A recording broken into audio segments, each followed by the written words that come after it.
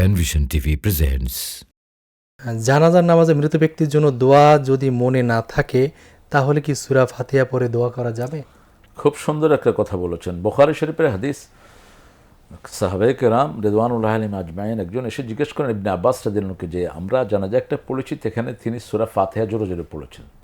তো ইবনে আব্বাস বলেছেন তিলকা সুন্নাহ, ওটাই হলো সুন্নাহ, এবং সূরা ফাতিহার চেয়ে বড় দোয়া নাই। এটা মনে রাখবেন, আসাসুল কোরআন, এটার চেয়ে বড় দোয়া, এটার চেয়ে শ্রেষ্ঠ দোয়া, এটার চেয়ে মকবুল দোয়া হতেই পারে না। একজন জানাজার মুর্দার কপালে যদি সূরা ফাতিহার দোয়া হয়, এটার চেয়ে বড় দোয়া হতে পারে না। আমাদের দেশে আবু হানিফার একটা কথা যে এটা একটা দোয়া, তো সূরা ফাতিহা দোয়া, এই সূরা ফাতিহাটা কোরআন অংশের জন্য অনেকে বলে যে না পড়লেও হবে, কিন্তু পড়াটাই হলো সুন্নাহ।